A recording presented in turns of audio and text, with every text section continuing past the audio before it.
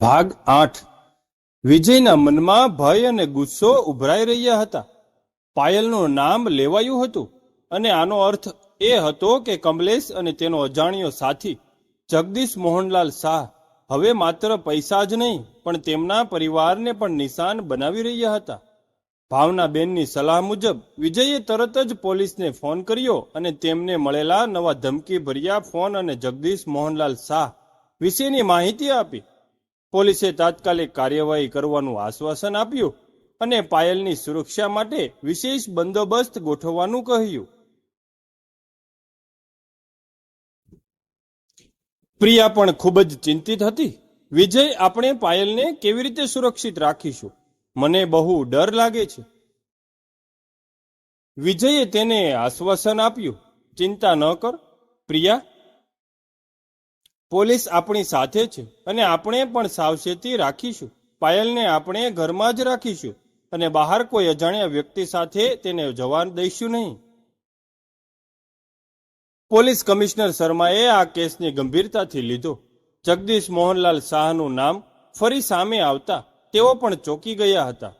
તે એક કુખ્યાત ગુનેગાર હતો અને તેને પકડવો પોલીસ માટે પણ એક પ્રતિષ્ઠાનો પ્રશ્ન હતો. કમિશનર શર્માએ વિજયને ફરીથી બોલાવ્યો અને એક વિસ્તૃત યોજના બનાવી. જુઓ શ્રી શાહ, કમિશનર શર્માએ કહ્યું, આ જગદીશ મોહનલાલ શાહ ખૂબ જ ચાલાક અને ખતરનાક ગુનેગાર છે. તેને સીધો પકડવો મુશ્કેલ છે. આપણે તેને જાળમાં ફસાવવા પડશે. યોજના એવી હતી કે વિજય કમલેશ સાથે પૈસા આપવાનું નાટક કરશે. પોલીસ ટીમો ગુપ્ત રીતે સ્થળ પર ગોઠવાઈ જશે અને જેવો કમલેશ પૈસા લેવા આવે કે તરત જ તેને અને તેના સાથીને પકડવાનો પ્રયત્ન કરશે. વિજયે પૂછ્યું, અને જો તેઓ પુરાવા બહાર પાડે તો? છગનભાઈના નામ પર કોઈ આંચ ના આવે તેની શું ખાતરી? કમિશનર શર્માએ ખાતરી આપી, અમે પૂરી કોશિશ કરીશું કે છગનભાઈના નામ પર કોઈ આંચ ન આવે. અમારા માટે આ કેસ જગદીશ મોહનલાલ શાહ અને કમલેશને પકડવા વધુ મહત્વના છે. તેમના પર ઘણા જૂના કેસ પણ છે. વિજયે આ યોજના માટે સંમતિ આપી. તેને લાગતું હતું કે આ એકમાત્ર રસ્તો છે. બીજા દિવસે સવારે કમલેશનો ફોન આવ્યો. તો શું થયું શ્રી શાહ? તમારા સસરાએ પૈસાની વ્યવસ્થા કરી દીધી? વિજયે શાંતિથી જવાબ આપ્યો, હા, મેં વ્યવસ્થા કરી દીધી છે, પણ મારે તમને રૂબરૂ મળવું છે અને પૈસાની આપલે કોઈ સુરક્ષિત જગ્યાએ કરવી પડશે. કમલેશ થોડો અચકાયો પણ પછી સંમત થયો. તેણે એક સુમસાન ગોડાઉનનું સરનામું આપ્યું જે શહેરની બહારના વિસ્તારમાં હતું.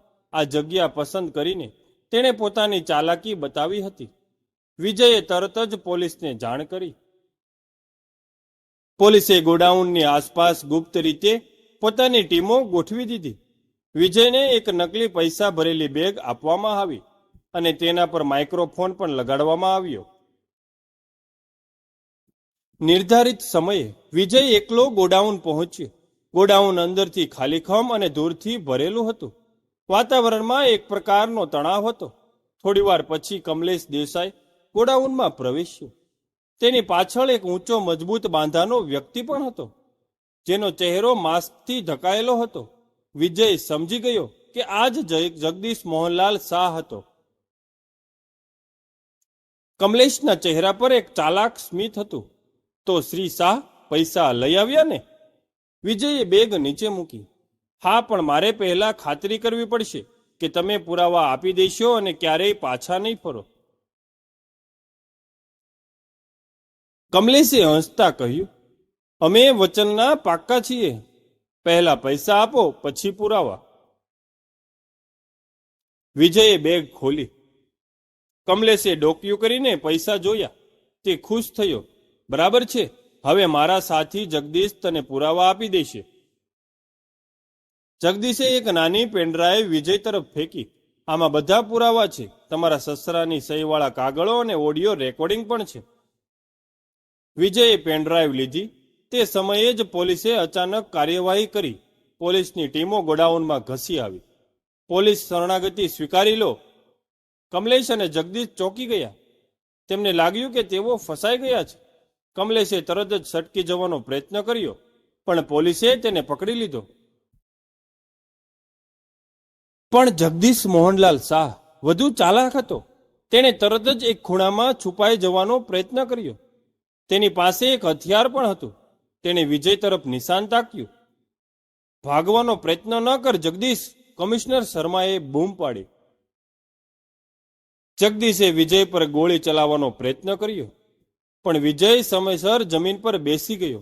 ગોળી દિવાલ સાથે અથડાઈ. પોલીસ અને જગદીશ વચ્ચે થોડી વાર માટે ગોળીબાર થયો. આખરે પોલીસે જગદીશ મોહનલાલ શાહને ઘેરી લીધો અને તેને પકડી પાડ્યો. પોલીસે કમલેશ દેસાઈ અને જગદીશ મોહનલાલ શાહ બંનેની ધરપકડ કરી લીધી. તેમને પોલીસ સ્ટેશન લઈ જવામાં આવ્યા. વિજય રાહતનો શ્વાસ લીધો. તે સુરક્ષિત હતો. તેણે તરત જ પ્રિયાને ફોન કરીને બધી વાત જણાવી. પ્રિયા પણ ખુશ થઈ ગઈ. પોલીસ સ્ટેશનમાં કમિશનર શર્માએ વિજયનો આભાર માન્યો. શ્રી શાહ, તમારી હિંમત અને સહયોગથી અમે આ બે કુખ્યાત ગુનેગારોને પકડી શક્યા. આ તેમના પરના ઘણા જૂના કેસોને પણ ઉકેલવામાં મદદ કરશે. જગદીશ મોહનલાલ શાહ અને કમલેશ દેસાઈની પૂછપરછ કરવામાં આવી. તેમણે સગનભાઈના કિસ્સા સહિત ઘણા જૂના કૌભાંડોની કબૂલાત કરી. તેમના કબજામાંથી સગનભાઈ સંબંધિત પુરાવા પણ મળી આવ્યા, જે વિજયને આપવામાં આવ્યા હતા. વિજય અને પ્રિયાએ ઘરે આવીને છગનભાઈને બધી વાત જણાવી. સગનભાઈ આઘાતમાં સરી પડ્યા કે જગદીશ મોહનલાલ શાહ પણ આમાં સામેલ હતો. પણ તેમને રાહત થઈ કે આખરે આ કસોટીનો અંત આવ્યો. આભાર બેટા.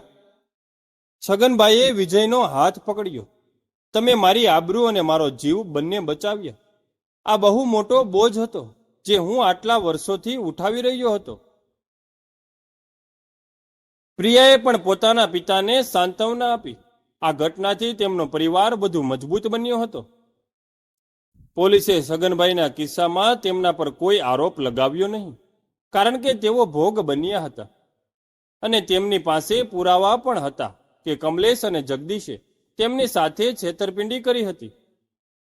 સગનભાઈનું નામ કોઈ પણ સાર્વજનિક ચર્ચામાં આવ્યું નહીં અને તેમને પ્રતિષ્ઠા અકબંધ રહી. કમલેશ અને જગદીશનો મામલો થાળે પડતા પ્રિયા અને વિજયે પાયલ સાથેના તેમના નવા જીવન પર ધ્યાન કેન્દ્રિત કર્યું. પાયલ તેમના જીવનમાં ખુશીઓનો ખજાનો બની ગઈ હતી. તેનું નિર્દોષ હાસ્ય અને મીઠી વાતો તેમના ઘરને રોશન કરતી હતી. પ્રિયાને લાગતું હતું કે આ બધી મુશ્કેલીઓ પછી પાયલનું આગમન ખરેખર એક આશીર્વાદ હતું. તે અને વિજય હવે સંપૂર્ણ પરિવાર હતા. આ ઘટનાએ પ્રિયા અને વિજયના સંબંધોને પણ વધુ ઊંડા અને મજબૂત બનાવ્યા. તેમણે સાથે મળીને આ મુશ્કેલ પરિસ્થિતિનો સામનો કર્યો અને એકબીજાનો સાથ આપ્યો હતો. સગનભાઈ ધીમે ધીમે સ્વસ્થ થઈ રહ્યા હતા. તેમણે પોતાના ભૂતકાળના રહસ્યોનો બોજ ઉતારી દીધો હતો અને હવે તેઓ શાંતિનો અનુભવ કરી રહ્યા હતા. આ પ્રકરણમાં કમલેશ અને જગદીશનો અંત થયો, પણ શું તેમના ભૂતકાળના પડછાયો ખરેખર સંપૂર્ણ રીતે દૂર થયા હતા? શું આ ઘટનાઓને કોઈ અન્ય રીતે તેમના ભવિષ્ય પર પ્રભાવ પડશે? અને પ્રિયા તથા વિજયનું નવું જીવન પાયલ સાથે કેવી રીતે આગળ વધશે? આ બધા પ્રશ્નોના જવાબ આગામી પ્રકરણમાં ખુલશે, જ્યાં તેમના જીવનના નવા પડકારો અને નવા સંબંધોનો પ્રારંભ થશે. ક્રમશઃ